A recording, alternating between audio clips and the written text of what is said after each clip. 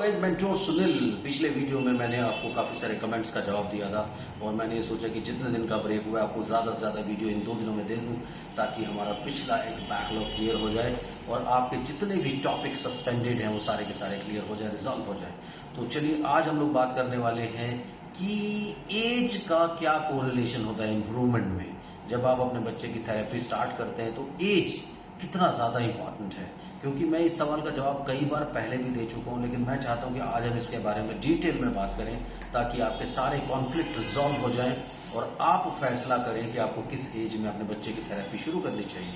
Channel को subscribe कीजिए, like कीजिए, शेयर कीजिए, पूरी दुनिया में फैला दीजिए। मुझसे कंसल्ट करने के लिए 8166790299 मेरा मोबाइल नंबर है, +91 इंडिया का ISD कोड जरूर लगाएं। इंडिया के बाहर से बोल रहे हैं तो इंडियन कंसल्टेशन 1000, इंडिया के बाहर से कॉल करना चाहते हैं 3000 रुपीज अकाउंट ट्रांसफर देकर आप मेरा अपॉइंटमेंट इजीली ले सकते हैं। तो चलिए बात करते हैं एज।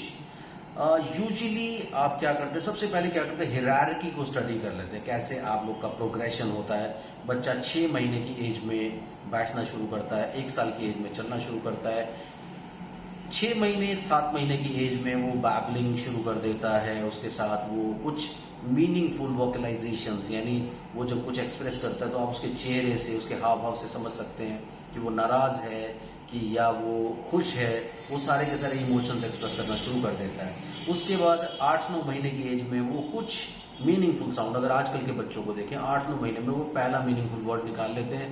पहले टाइम पर, आज से 20 साल पहले, बच्चे 1 साल की एज में पहला मीनिंगफुल वर्ड निकालते थे। पूरा पॉइंटिंग शुरू हो जाता है, ये चाहिए वो चाहिए, पूरा फिंगर पॉइंटिंग 8-9 मंथ्स में आना शुरू हो जाता है। 1 साल की एज तक वो बिल्कुल कंप्लीट हो जाता है, यानी 1 साल तक एक्सप्रेशन शुरू हो जाता है। 1.5 साल की उम्र तक बच्चे 2 वर्ड्स को कनेक्ट करना शुरू कर देते हैं, आजकल के बच्चों की मैं बात कर रहा हूं। उसके बाद 2 साल तक बच्चे आज की डेट में क्लियर सेंटेंसेस में बात करना शुरू कर देते हैं। इतना ज्यादा आजकल बच्चों का IQ बहुत तेज हो चुका है और बच्चों की जो डेवलपमेंट पहले हुआ करती थी और जो आज होती है उसमें जमीन आसमान का अंतर है।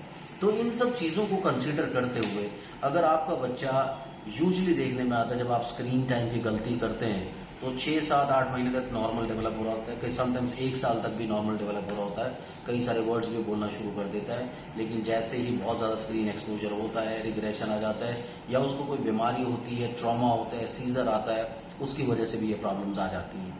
तो जब वो रिग्रेस कर लेता है तो शुरुआत में ये टेम्परेरी शिफ्ट होता है। तो अगर आप फटाफट से जब रिग्रेशन किया उसी वक्त आप अटेंड करना शुरू कर दो तो आपका बच्चा मुश्किल से 1, 2, 3 महीने में ही नॉर्मल हो सकता है।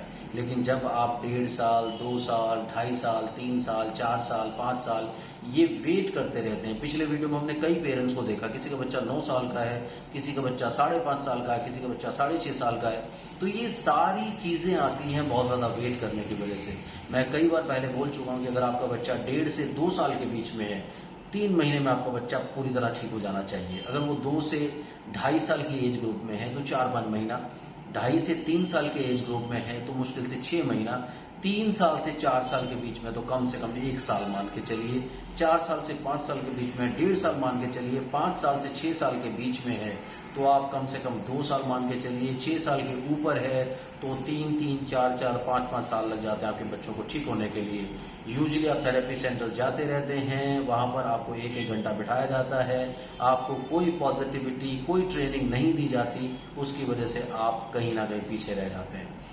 जब आप थेरेपी यहाँ पर ज्वाइन करते हैं, यानी जब आप मुझसे कंसल्ट करते हैं तो मेरे सारे प्रोग्राम्स पेरेंट्स ट्रेनिंग प्लान्स होते हैं। मैं आपको ट्रेन करता हूँ, आप अपने बच्चे को ट्रेन करते हो, उससे चीजें जल्दी जल्दी निकल करके आती हैं। आज मैं 2 साल के बच्चे के साथ भी काम कर रहा हूँ, 1.5 साल के बच्चे के साथ भी काम कर रहा हूँ, 3 साल के बच्चे के साथ भी काम कर रहा हूँ, 4 साल के बच्चे के साथ भी काम कर रहा हूँ, 10 साल के बच्चे के साथ भी काम कर रहा हूँ।